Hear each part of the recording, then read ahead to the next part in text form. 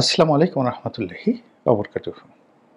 সম্মানিত দর্শক, অত্যন্ত দুঃখ ভারাক্রান্ত হৃদয়ে জানাচ্ছি যে বাংলাদেশের অর্থনীতির প্রাণভ্রমরা চট্টগ্রাম বন্দর, এই বন্দরের অনেকগুলো টার্মিনাল, যেখানে আমাদের যে আমদানিকৃত পণ্য সামগ্রী বেশিরভাগ যেখানে ওঠানামা হয়, সেই ইয়ার্ডগুলো, টার্মিনালগুলো কয়েকটি বিদেশি কোম্পানিকে ইজারা দেওয়া হয়েছে দীর্ঘমেয়াদে।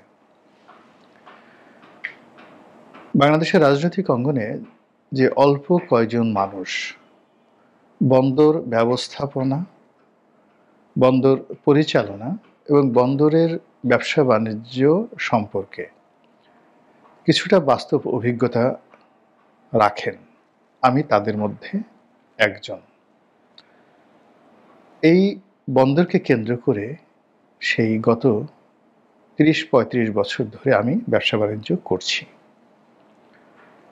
তো শিপিং ব্যবসা, ফ্রেট ফরওয়ার্ডিং ব্যবসা, নিজের গার্মেন্টস ব্যবসা, সেই ব্যবসার আমদানি রপ্তানি, একটা সময় ট্রেডিং ব্যবসা ছিল।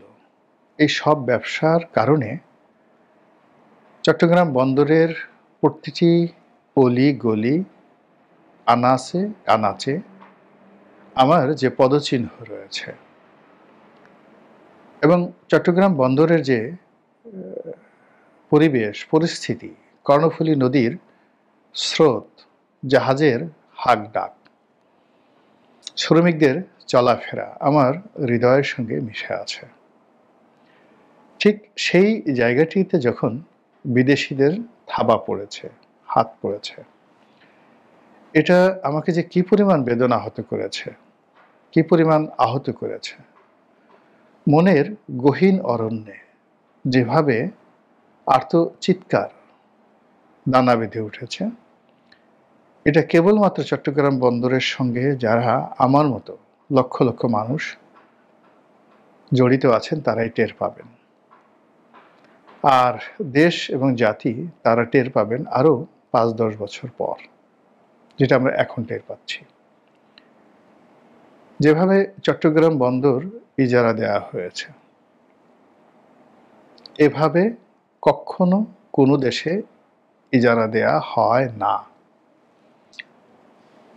যদি আপনি পাকিস্তানের কয়েকটি বন্দরের কথা চিন্তা করেন, শ্রীলঙ্কার একটি বন্দরের কথা চিন্তা করেন, আমাদের দেশের মতো যাদের দুর্বল অর্থনীতি, আমাদের দেশের মতো যাদের কোনো কৌশলগত শক্তিশালী বন্ধু নেই, সে সকল দেশে যারা এই বন্দর নির্মাণ করেছে বিদেশি সহায়তায়, এই বন্দর ইজারা দিয়েছে বিদেশিদের হাতে, তাদের কত বড় সর্বনাশ হয়েছে তার কিছু খবর জানি। যারা এই বন্দর ইজারা দিয়েছেন, যেমন ধরুন চট্টগ্রাম বন্দরের একটি অংশ পৃথিবীর সবচেয়ে বড় কোম্পানি এপি মলার গ্রুপ, যাদের শিপিং লাইন মার্কস লাইন। তো তারা সারা পৃথিবীর যে শিপিং বাণিজ্য, এটার অলমোস্ট 60%, 60% শিপিং বাণিজ্য তারা একা হ্যান্ডেল করেন। তো এপি মলার কোম্পানি সম্পর্কে, মানে আমি এই কোম্পানির সঙ্গে গত ৩০-৩৫ বছর ধরে ব্যবসা করেছি, এখনো করে চলেছি। আমি এদের যে দেশ ডেনমার্ক, সেই ডেনমার্কে গিয়েছি, এদের সব কিছু দেখেছি। কাজেই এই যে যারা এখন ডেনমার্ক সেই কোম্পানির কাছে দিয়েছেন, তারা এপি মলার সম্পর্কে জানেন না, মার্কস লাইন সম্পর্কে কোনো ধারণা নেই। কন্টেনার ভ্যাসেল কি, বাল্ক ভ্যাসেল কি, এলপিজি ভ্যাসেল কি, এগুলো কিভাবে চলে, এগুলোর রুট কিভাবে নির্ধারিত হয়, খরচ কি, কিভাবে সার্ভাইভ করে, এবং এই শিপিং বাণিজ্যকে কেন্দ্র করে কিভাবে একটা আন্ডারওয়ার্ল্ড সারা পৃথিবীতে চলে, এর সঙ্গে অস্ত্র বাণিজ্য, তেল বাণিজ্য, এর সঙ্গে কিভাবে ড্রাগ ব্যবসার সম্পৃক্ততা থাকে আন্তর্জাতিক শিপিং বাণিজ্যের সঙ্গে। যারা শুধুমাত্র এই ধরনের কিছু কমিশন নিয়ে কিংবা কারো হুকুম পালন করতে গিয়ে একটি দেশের সর্বনাশ ঘটান, তারা কখনো এই জিনিসগুলো জানেন না। এনিওয়ে, যে সর্বনাশটি ঘটে গেছে, এখনো সময় আছে এর থেকে বের হয়ে আসার, এখনো সময় আছে রুখে দাঁড়ানোর। আমাদের চট্টগ্রাম বন্দর ব্যবহারকারী যারা আছেন তারা ইতিমধ্যে রাস্তায় নেমেছেন এবং ইতিমধ্যে তারা তাদের নিজেদের যে আপত্তির কথা বলেছেন। পরিস্থিতি কোন দিকে যায়, কিভাবে গড়ায় আমরা জানি না, কিন্তু আমি ব্যক্তিগতভাবে মনে করি যে অবশ্যই বিদেশি বিনিয়োগ দরকার আছে। বাংলাদেশের কিছু বন্দর, কিছু বন্দরের কিছু এলাকা, সেটা বিশ্বের এক্সপার্ট যে সকল অপারেটর রয়েছে তাদের হাতে ইজারা দেওয়া যেতে পারে, কিন্তু নট নাও, এই অবস্থাতে নয়। যখন আমাদের দেশের টপটুলো ঘুষ খায়, যখন আমাদের দেশের বড় বড় কর্তা ব্যক্তিরা যারা নিজেদের ব্যবসার জন্য অন্যের জীবন হরণ করতে পারেন, আমাদের দেশের বড় বড় মানুষরা গুলিস্তানের হকারের কাছ থেকে টাকা নিয়ে পৃথিবীর নামকরা 5 স্টার হোটেলগুলোতে জুয়া খেলেন, মদ খান, ক্যাসিনোতে সময় কাটান, বিশ্বের যাকে বলা হয় সবচেয়ে এক্সপেন্সিভ যে সকল কল গার্ড রয়েছেন, বেশ্যা রয়েছেন, তাদের সঙ্গে সময় কাটান এই গুলিস্তানের হকারদের কাছ থেকে যে চাঁদা তোলা হয় সেই চাঁদার টাকায়। সেই দেশে যখন কোনো বিদেশি অপারেটর আসে, তারা এ সকল জায়গাতে স্যালামি দিয়ে আসেন, আর সেই স্যালামির পরিমাণ 1-2 টাকা নয়, হাজার হাজার কোটি টাকা। আর সে সকল স্যালামি যে কিভাবে দেয়, আমি যেহেতু 5টি বছর সংসদ সদস্য ছিলাম, বাংলাদেশের মধ্যে সবচেয়ে বড় মন্ত্রণালয়গুলো যোগাযোগ মন্ত্রণালয়, সেই যোগাযোগ মন্ত্রণালয়ের সংসদীয় কমিটিতে ছিলাম, অ্যাকাউন্ট দেখেছি। রেল, বিআরটিএ, বিআরটিসি, সেতু বিভাগ, যোগাযোগ মন্ত্রণালয়, আরবান ট্রান্সপোর্ট অথরিটি, মানে বাংলাদেশের এই মুহূর্তে যদি ধরেন বৃহত্তর যোগাযোগ মন্ত্রণালয় যেটা আমার সময়টাতে একত্রে ছিল, সেই মন্ত্রণালয়ের বাজেট, ইয়ারলি বাজেট অলমোস্ট 80,000 কোটি টাকা। তো এই 80,000 কোটি টাকা কিভাবে হয়, কিভাবে খরচ হয়, কত টাকা ব্যয় হয়, আয় হয়, একটা ধারণা আছে। এখানে বিশ্বব্যাংক কিভাবে লোন দেয়, কিভাবে লোন নেয়, আইএমএফ কিভাবে টাকা দেয়, কিভাবে টাকা দেয় না, কেন টাকা দেয় না, জাইকা, চীন, আইডিবি, এডিবি থেকে শুরু করে বিশ্বে যে সকল প্রাইভেট এন্টারপ্রাইজ রয়েছে, তারা এই বাংলাদেশ সরকারকে যে লোন দেয়, অথবা বাংলাদেশের যে রিজার্ভগুলো রয়েছে সেই রিজার্ভগুলো নেওয়ার জন্য বিশ্বের বিভিন্ন দেশ, বিভিন্ন সংস্থা যেভাবে আমাদের কর্মকর্তাদের পেছনে, রাজনীতিবিদদের পেছনে ঘুরে, তার কিছু নমুনা দেখে এসেছি।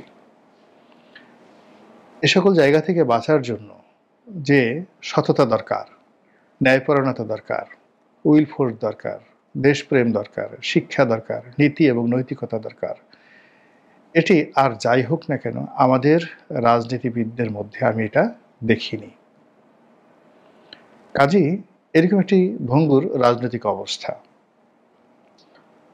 সেই রাজনৈতিক অবস্থার মধ্যে বিদেশি বন্দর, বিদেশিদের হাতে বন্দরে যারা দেওয়া, বিদেশ থেকে ফাইটার প্লেন কেনা, অপ্রয়োজনীয় 10,000, 15,000, 20,000 কোটি টাকা, 30,000 কোটি টাকা দিয়ে জঙ্গি বিমান কেনা, অপ্রয়োজনীয়ভাবে যে কটি এখন এয়ারক্রাফট রয়েছে সেগুলো আমরা চালাতে পারছি না, তারপর আবার আমাদেরকে 20 থেকে 25টি এয়ারক্রাফট কিনতে হবে আমেরিকা থেকে আমাদের এই জনগণের টাকায় লোন করে।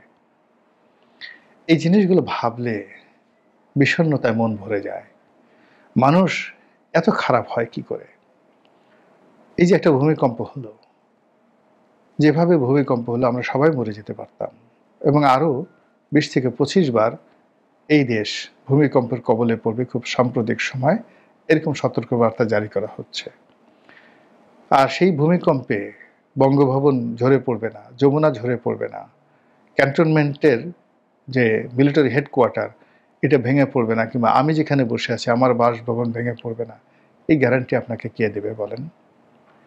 এত ক্ষণিকের জীবন, এত অল্প সময়, কেন আমাদের এত টাকা লাগবে? কেন ঘুষ খেতে হবে?